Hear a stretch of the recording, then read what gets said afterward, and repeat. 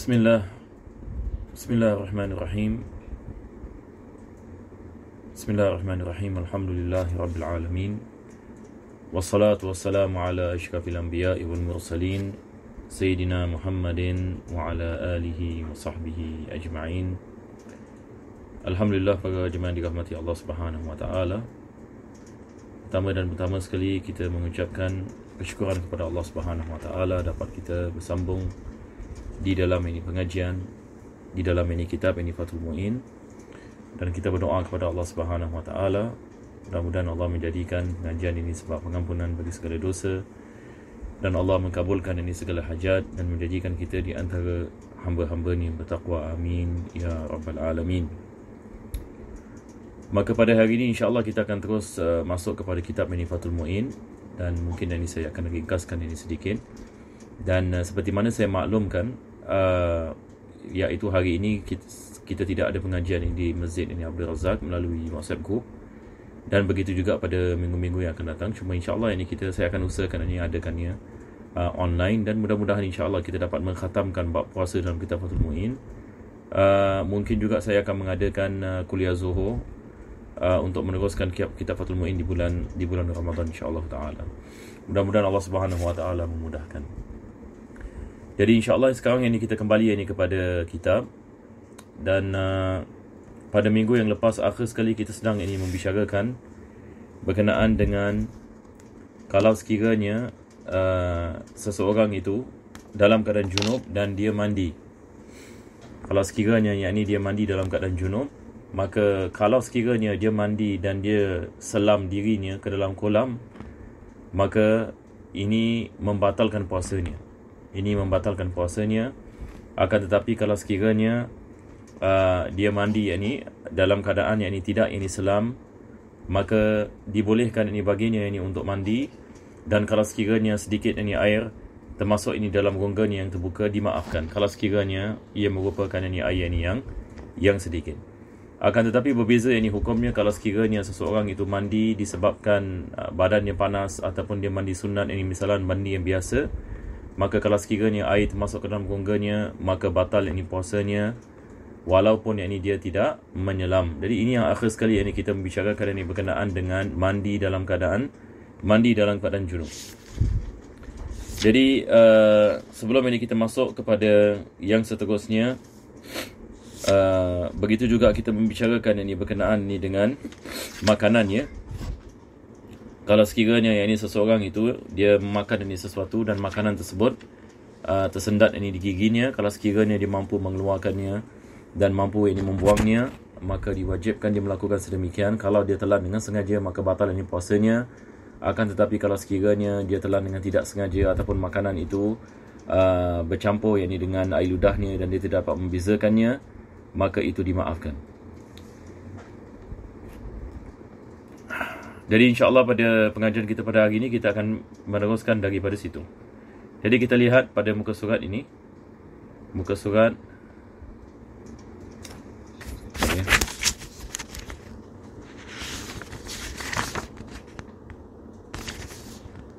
muka surat 76, ya. Kita sekarang sedang ada pada muka surat 76. Maka penulis mengatakan furu'un, beberapa cabang.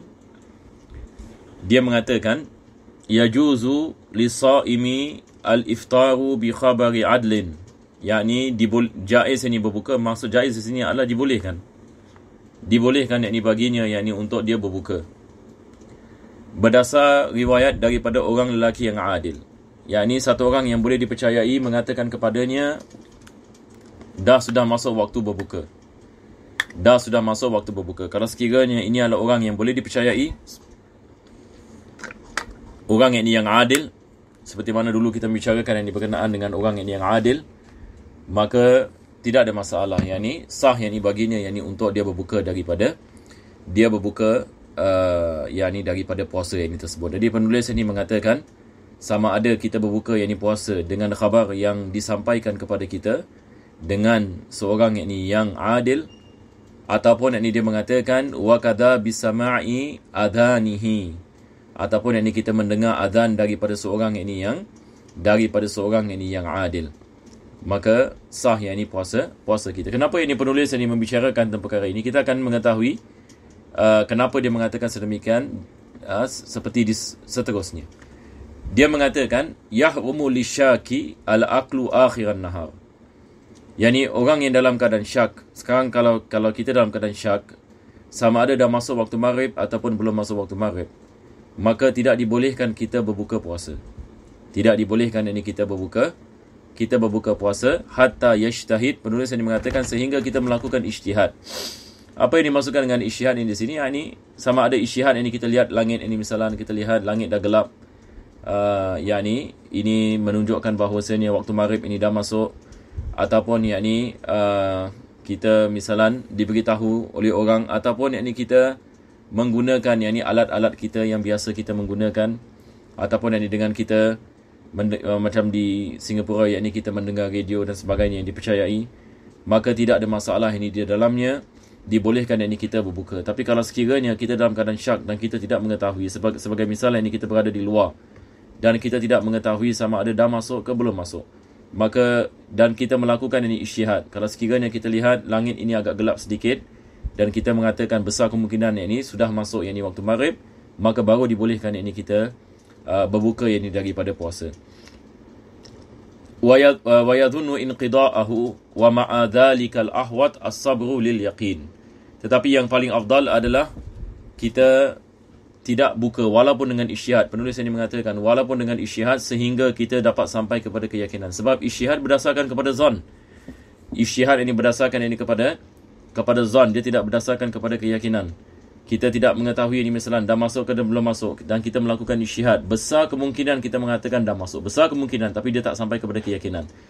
Maka dalam keadaan seperti ini dibolehkan kita berbuka, tetapi penulis ini mengatakan lebih afdal ini kita tunggu sehingga kita sampai kepada keyakinan. Kita sampai kepada keyakinan, kita lihat langitnya dah gelap ini misalnya, maka kita yakin ini dah masuk waktu, sudah masuk waktu maghrib, maka baru kita melakukan berbuka. Maka ini penulis ini mengatakan al-ahwat itu adalah lebih selamat. Jadi saya harap tidak ada masalah ya. Ini adalah perkara yang kita mengatakan mudah bagi kita nak memahami. Jadi kita tidak boleh berbuka puasa kalau sekiranya kita berada dalam keadaan keadaan syak, ataupun kita diberitahukan ini oleh orang yang kita tidak percayai. Maka tidak dibolehkan kita berbuka sampai kita sampai kepada ijtihad ataupun kita sampai kepada keyakinan. Selepas itu penulis ini mengatakan wa yajuzul aklu idza dhanna baqa' al-laili bi ijtihadin aw ikhbar. Ini adalah sekali lagi saya dah membicarakan perkara ini. Saya rasa 2 minggu ataupun 3 minggu yang lepas kita ada kaedah dalam kita membicarakan tentang masalah al-istishab ya. Kita kembali kepada asal. Asalnya kalau sekiranya asalnya belum lagi masuk waktu puasa, belum terbit fajar, masih malam, maka dibolehkan seseorang itu makan. Kalau sekiranya dia merasakan besar kemungkinan malam itu masih wujud, belum lagi masuk waktu subuh. Jadi dia melakukan ijtihad ataupun dia diberitahukan oleh seseorang yang dia percayai bahawasanya waktu subuh itu belum masuk. Wa kadza law syakka, sama hukumnya juga dengan dia syak, sama ada dah masuk waktu subuh ke belum lagi masuk subuh dan dia makan. Ini tidak membatalkan puasanya. Apa sebabnya? Kaedah. Penulis ini di sini mengatakan li'annal asla baqa'ul lail. Kembali kepada asal. Sebab asalnya adalah adanya malam. Asalnya di sini ada di malam. Lakin yukrah, tetapi perbuatan seperti ini makruh. Lebih afdal kita tinggalkan. Kalau kita syak sama ada dah masuk waktu subuh ke belum masuk waktu subuh, ataupun kita zon, besar kemungkinan belum lagi masuk waktu subuh, lebih afdal kita elakkan daripada makan dan minum, sebab ada kemungkinan ini dah masuk waktu subuh. Itu sebab ini kita disunatkan kita melakukan imsak ini 10 minit, kadar ini 10 minit sebelum terbitnya fajar. Dan ini berdasarkan dengan hadis Nabi SAW yang ini diriwayatkan oleh Anas bin Malik radhiyallahu an. Kadar ini Nabi SAW berhenti daripada makan adalah kadar ini sikit lebih kurang membaca 50 ayat. Jadi sikit lebih kurang ini 10 minit. Jadi itu sebab kalender kita, kalau kita lihat subuh ini 5.30, maka biasa imsak ini ada pada 5.20. Jadi 5.20 kita elakkan daripada makan dan minum. Jadi kalau sekiranya seseorang itu syak ataupun zon dah masuk waktu subuh ke belum dan dia makan, ini tidak membatalkan puasa, tapi makruh hukumnya. Kenapa ia tidak membatalkan puasa? Sebab asalnya adalah malam. Walau akhbarahu adlun bitulu'il fajri i'tamadahu. Kalau sekiranya ada seorang yang adil memberitahukan kepadanya waktu subuh dah masuk, maka dia berpegang yakni kepada apa yang disebutkan oleh orang adil tadi. Yakni orang adil mengatakan kepadanya yakni waktu subuh yang ini sudah masuk, maka diwajibkan ke atasnya untuk dia berhenti daripada makanan dan minuman. Wa kadza fasiqun, begitu juga dengan orang yang fasik, dhanna sidqahu, tetapi kita besar kemungkinan kita mengatakan orang fasik ini dia mengatakan yang benar, dia mengatakan yakni yang benar, maka dalam keadaan seperti ini diwajibkan yakni kita berhenti daripada makan dan juga berhenti daripada minum. Sebelum itu ini mungkin saya baca terjemahannya supaya insya-Allah tidak ada masalah, kita dapat faham insya-Allah.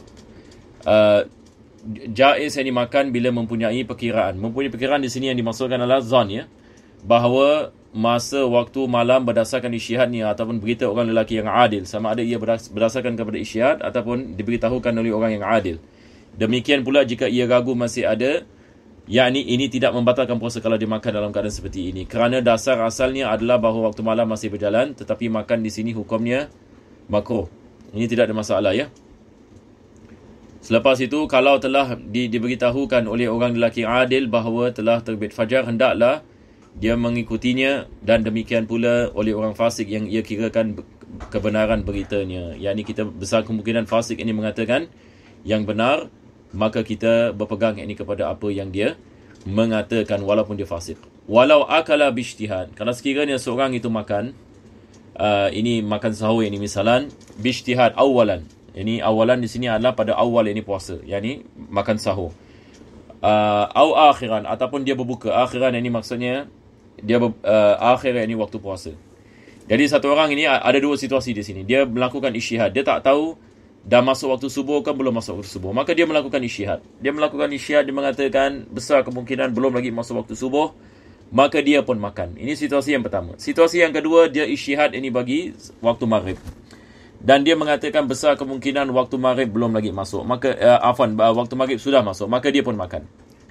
Fabana annahu akala naharan, tetapi selepas itu ternyata bahawasanya isyihadnya salah, yang dia telah makan yakni pada waktu siang, maka dalam keadaan seperti ini batala saumuhu, batal yakni puasanya.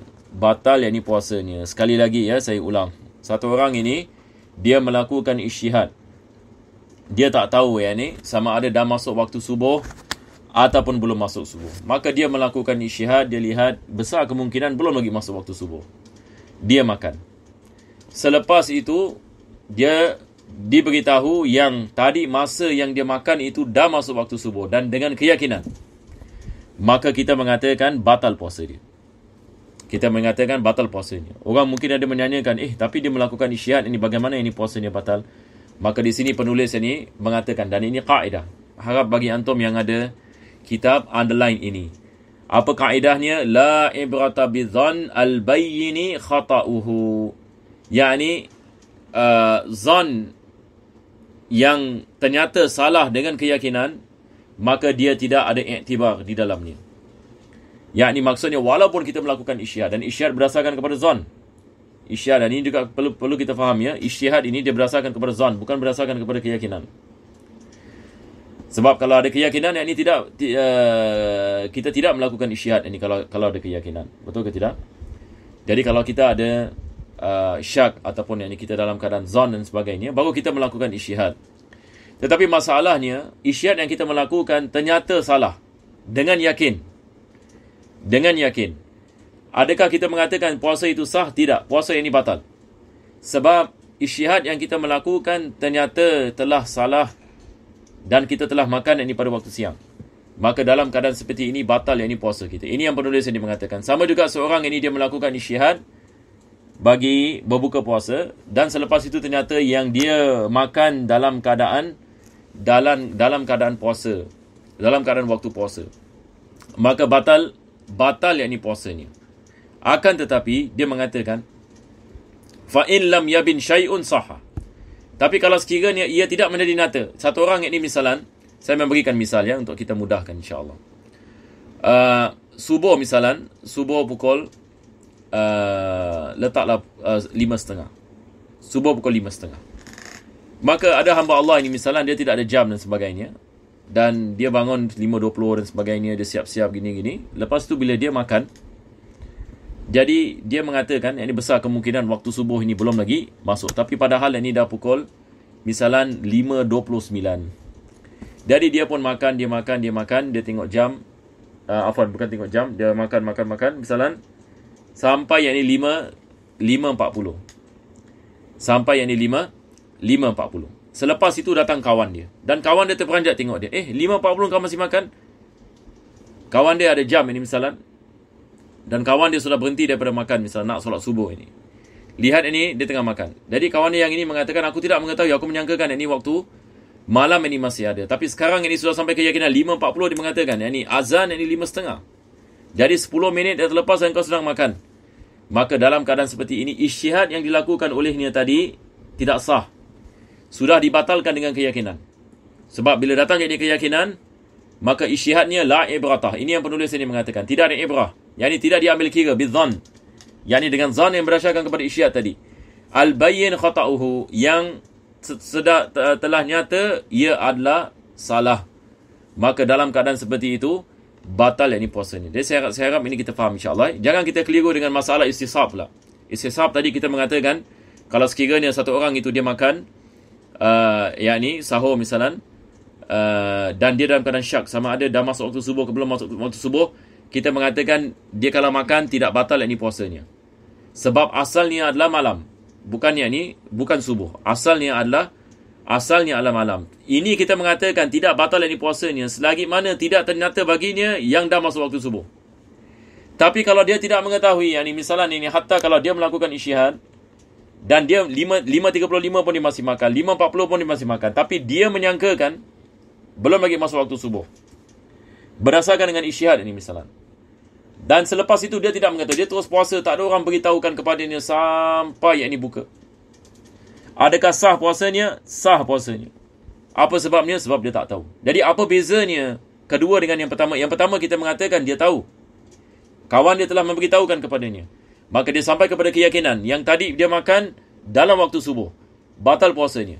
Tapi kalau dia tidak mengetahui, walaupun dia makan yakni selepas ini waktu subuh, dan dia tidak mengetahui, tidak ada orang memberitahukan kepadanya, dan dia berdasarkan kepada ijtihad, dan juga kita mengatakan asalnya adalah baqaul lail, yakni adanya malam.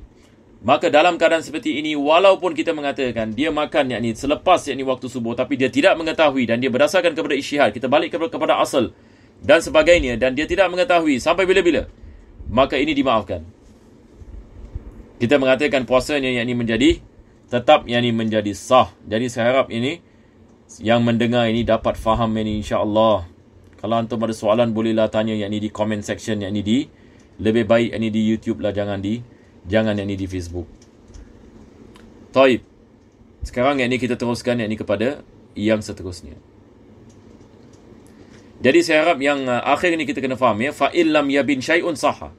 Kalau sekiranya tidak menjadi nyata, maka sah ini puasanya. Yakni tidak menjadi nyata yang ijtihadnya salah. Jadi kita baca terjemahannya ya, supaya kita faham insya-Allah. Antum pun berdasarkan terjemahan kebanyakan daripada antum. Jadi lihat ini apa dia mengatakan, apabila berdasar hasil ijtihad sendiri lalu ia makan sahur ataupun berbuka kemudian ternyata menjadi di siang hari, maka puasanya batal. Jadi faham insya-Allah ya. Hasil ini ijtihad, ia makan sahur ataupun berbuka. Ini yang penulis mengatakan awalan atau akhiran. Maka puasanya batal. Kenapa batal? Sebab ini ternyata yang dia makan pada waktu siang. Sebab perkiraan yang jelas kelirunya itu tidak bisa dipedomani. Yakni bila datang yakni keyakinan, ijtihad yang berdasarkan kepada zan kalah dengan yakni keyakinan. Ini adalah kaedah ya, kaedah dalam qawaid fiqh. Sama juga dengan masalah kiblat ya. Masalah kiblat, satu orang ini dia tidak mengetahui kiblat di mana, maka dia melakukan ijtihad. dia melakukan isyiat dengan kompas yang ni misalan. Lepas itu dia solat yang ni ke sini. Sekali selepas itu yang ni dia dapat tahu dengan keyakinan sebenarnya kiblat yang ni di belakang yang ni misalan. Jadi kalau dia sampai kepada keyakinan yang isyihadnya salah, maka wajib ini baginya melakukan qada. Jadi ini adalah kaedah yang kita boleh mengaplikasikan dengan masalah-masalah yang lain dalam ilmu fiqih. Selepas itu penulis mengatakan apabila fajar terbit, walau tala al-fajru wa fi famihi ta'amun falafidhahu qabla an yanzil qabla an yunzil qabla an yanzil syai'un li jawfihi. Ini adalah berkenaan dengan ini juga ramai jemaah menanyakan fajar ini terbit dan di dalam mulut ni ada makanan. Di dalam mulut ni ada makanan, maka dia mengeluarkan makanan tersebut sebelum makanan itu termasuk ke dalam rongganya. Sah puasanya. Selagi mana yakni makanan itu tidak masuk ke dalam rongganya. Tapi kalau sekiranya dia terus ini makan, batal puasanya. Kalau sekiranya dia terus makan, batal puasanya. Boleh insya-Allah ya. Jadi misalnya satu orang tengah makan, misalnya sekali dengar azan. Tengah makan dengar azan, maka dia dah kena stop immediately. Dia kena stop ini immediately. Ini dimasukkan oleh penulis ini di sini. Tapi kalau dia teruskan makan, kalau walaupun sedikit termasuk ini ke dalam rongga dengan sengaja, batal puasanya. Wa kadza law kana mujami'an. Walaupun yakni dia dalam keadaan jima', yakni satu orang ini dia melakukan jima' dengan isterinya sebelum terbitnya fajar. Apabila dia sedang yakni melakukan jima', azan. Cuba kita bayangkan ya, tapi jangan bayangkan banyak sangat. Ini adalah keadaannya. Ini keadaan yang ulama-ulama kita nak kita faham ini perkara ini dengan baik, maka mereka mengeluarkan misal seperti ini. Walaupun yakni misal seperti ini mungkin jarang ini berlaku ya. Jarang ini berlaku, tapi ia boleh berlaku kalau seseorang itu terlupa ini misalan. Maka dia melakukan jima' dan masuk ini waktu fajar. Fanaza'a fil hal. Maka dia mengeluarkan zakarnya daripada faraj ini isterinya dengan spontan. Ai aqiba tulu'ihi. Yakni sebelum ini masuknya fajar. Maka dalam keadaan seperti ini sah yakni puasanya. Walaupun dia mengeluarkan air mani. Wa in anzala. Li'anna naz'a tarkun lil jima'. Sebab mengeluarkan zakar daripada faraj yakni wanita, yakni dia meninggalkan jima'. Maka selagi mana dia meninggalkan jima' bila masuk waktu subuh. Bila masuk waktu subuh dia berhenti. Maka sah yakni puasanya. Walaupun yakni dia mengeluarkan air mani. Sebab ini mengeluarkan air mani dalam keadaan seperti ini tidak yakni membatalkan yakni puasa. Fa in lam yanza' halan, tapi kalau sekiranya dia tidak yakni mengeluarkan dengan spontan, yakni mengeluarkan zakarnya dengan spontan, lam yanaqidis saumu wa alaihi alqada'u wal kafar. Maka tidak sah yakni puasanya dan diwajibkan dia melakukan qada' dan membayar kafarah. Kenapa yakni diwajibkan dibayar kafarah? Sebab yakni dia melakukan persetubuhan yakni di siang yakni Ramadan. Dia boleh mengeluarkan zakarnya tetapi dia tidak melakukan sedemikian apabila yakni masuk yakni waktu fajar. Maka dalam keadaan seperti ini diwajibkan dia membayar kafarah. Sekarang ini kita balik kembali kita baca terjemahannya. Apabila fajar terbit sedang mulutnya masih berisi makanan, kemudian dia melepeh yakni mengeluarkan sebelum ada yang masuk ke dalam jaufnya. Yakni jauf ini dimaksudkan kita mengatakan yakni tempat ini rongganya. Maka puasanya tetap sah. Demikian pula bila mulai fajar terbit, ia masih dalam persetubuhan. Ini misal yang kedua ya. Lalu dengan spontan ia melepasnya. Jadi bagi antum yang ada kitab, melepasnya ini maksudnya mengeluarkan zakar daripada faraj isteri. Dia mengeluarkan yakni ataupun faraj wanita walaupun dia melakukan zina, na'udzubillah ya. Dia mengeluarkan zakarnya daripada faraj. Maka puasanya tidak batal sekalipun inzal. Apa maksudnya? Ini sekalipun yakni dia mengeluarkan air mani. Yakni bila dia mengeluarkan zakarnya dia terkeluar air mani. dia terkeluar yang ni air, dia terkeluar yang ni air mani, maka puasanya yang ni tidak batal. Puasanya tidak batal. Kerana dengan dilepasnya itu berarti meninggalkan persetubuhan. Sebab yang ni dia meninggalkan persetubuhan. Sebab yang ni dan bila nak masuk ini waktu fajar, maka dia meninggalkan ini persetubuhan. Yang ni dia belum lagi masuk ini pada waktu, pada waktu puasa. Maka dalam keadaan seperti ini, puasanya ini tetap sah. Kalau tidak dilepas dengan spontan, maka puasanya tidak menjadi sah, serta kita kena tambah ya, tidak menjadi sah, serta terkena kewajipan qada dan kafarah. Yakni kalau dia tidak mengeluarkan zakat ini, maksudnya dia melakukan persetubuhan ini dengan isterinya dalam keadaan puasa. Dalam keadaan yang ini waktu subuh ini sudah masuk dan dia tidak mengeluarkan zakarnya, maka diwajibkan ke atasnya qada dan diwajibkan ke atasnya yakni membayar kafarah. Selepas itu penulis ini mengatakan wa yubahu fitrun fi saumin wajibin, dan dibolehkan yakni bagi seseorang itu untuk berbuka puasa bagi puasa yang wajib. Ini adalah berkenaan dengan perkara-perkara yang membolehkan seseorang itu berbuka. Apa yakni perkara-perkara tersebut? Yakni dia mengatakan sebab ini terkena sakit yang berbahaya. Sebab ini terkena sakit yang berbahaya dalam ukuran diperbolehkan melakukan tayamum. Ini dulu saya pernah membicarakan berkenaan dengan penyakit yang membolehkan tayamum. Jadi saya ulang lagi sekali ya. Penyakit yang membolehkan tayamum, pertama sekali, kalau penyakit itu membawa kepada maut. Yakni satu orang mengatakan kalau dia puasa dia boleh mati. Ini yang pertama, dia membawa kepada maut. Yang kedua, dia menghilangkan salah satu daripada fungsi badan. Doktor mengatakan kepadanya, kalau engkau puasa engkau buta. Engkau akan hidup tak mati tapi buta. Maka ini kita mengatakan dia tidak boleh puasa. Dimaafkan baginya. Ini adalah yang kedua. Yang ketiga adalah kalau sekiranya ia menyebabkan perubahan yang dibagi warna kulit. Kalau dia puasa ini misalnya kulitnya daripada putih menjadi hitam sebagai misal. Yang keempat adalah penyakitnya boleh melarat. Yang ini baik-baik penyakitnya boleh baik 1 hari. Kalau dia puasa baik 3 hari. Maka dalam keadaan seperti ini dibolehkan baginya berbuka. Ini yang dimaksudkan dengan penyakit-penyakit yang membolehkan tayamum.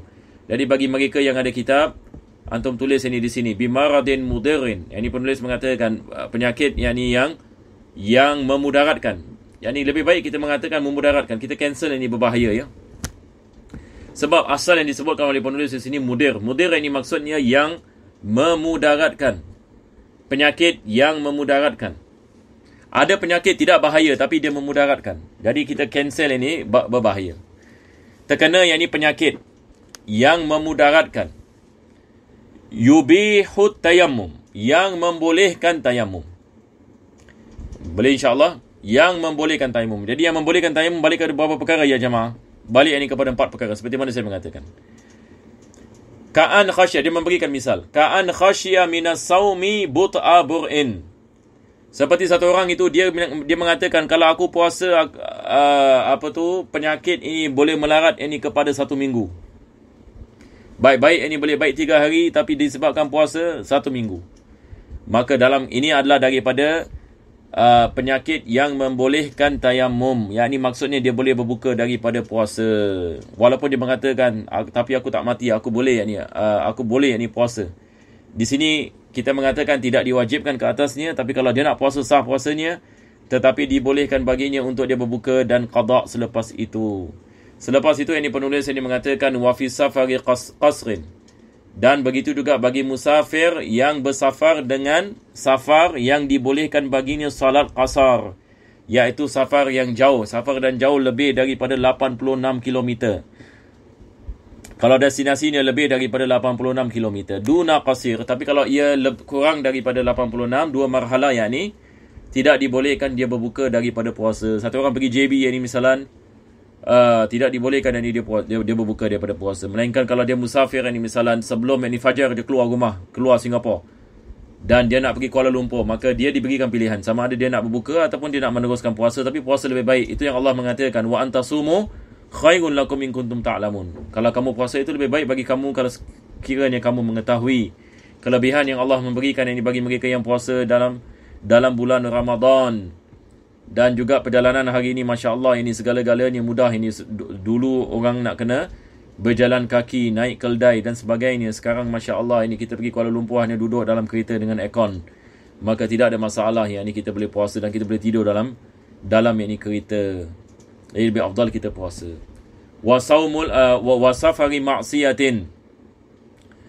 Kalau sekiranya seseorang itu safar ini maksiat, maka tidak diberikan dia rukhsah. Wajib dia puasa. Dia tak boleh mengatakan, tapi aku pergi Kuala Lumpur. Kita mengatakan dia pergi Kuala Lumpur, na'udzubillah min zalik, yang dia nak main judi dekat Genting Highland. Maka ini kita mengatakan tak boleh kan.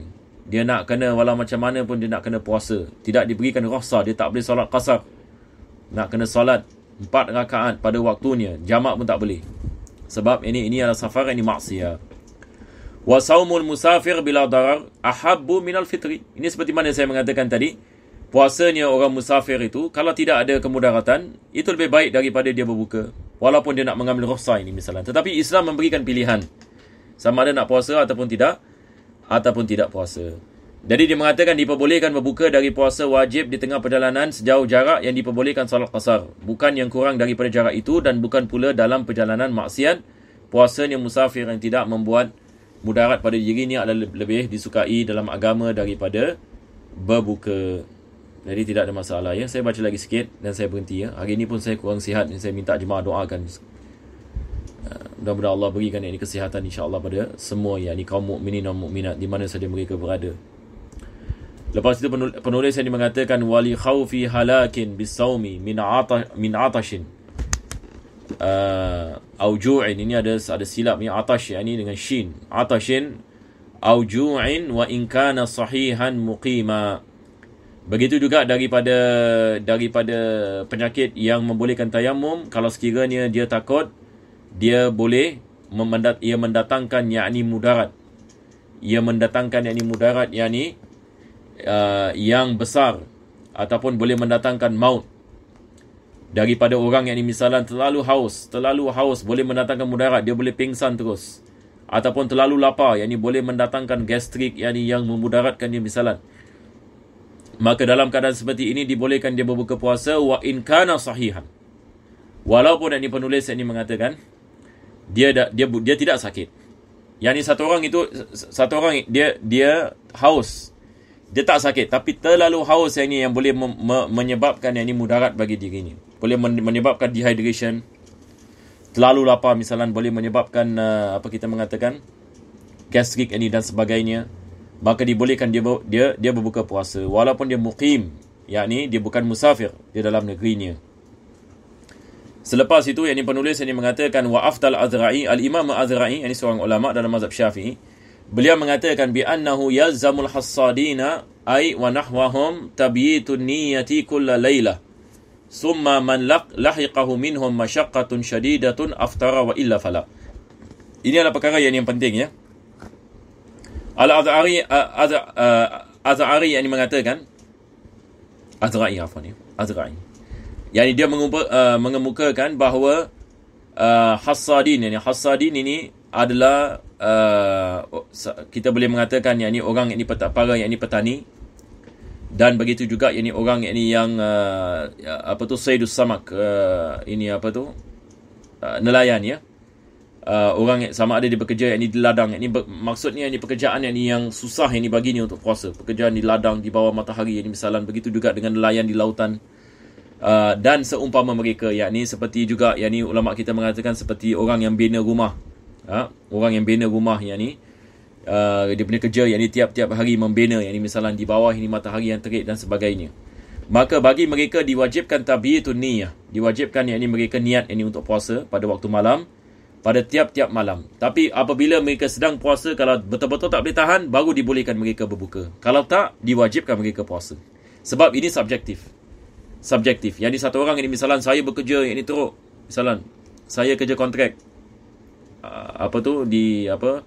Membina rumah ini dan sebagainya. Ataupun hari ini orang mengatakan NS ada budak ini masuk ini BMT kebetulan ini bulan ini Ramadan. Tapi biasanya saya tak tahu biasanya orang ini polis ke ataupun army akan meringankan. Tetapi kalaulah dia kena training misalan dan dia mengatakan saya takut yang mungkin saya tak dapat tahan yakni puasa, maka kita mengatakan kepadanya wajib ini kamu niat ini puasa dan kamu mula puasa. Jadi bila-bila masa kamu tidak boleh puasa, yakni disebabkan dengan kehausan yang sangat ketara yang boleh menyebabkan mudarat dan sebagainya, maka baru dibolehkan baginya untuk dia berbuka. Tapi kalau tak, maka tidak dibolehkan baginya berbuka.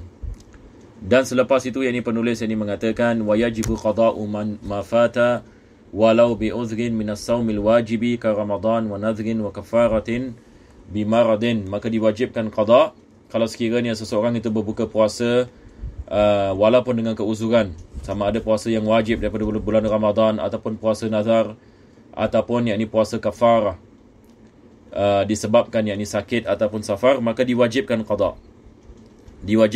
Bagi puasa nazar ini juga diwajibkan qada. Satu orang ini bernazar untuk puasa, tapi selepas itu dibuka daripada puasa, maka wajib ini dia melakukan yakni qada.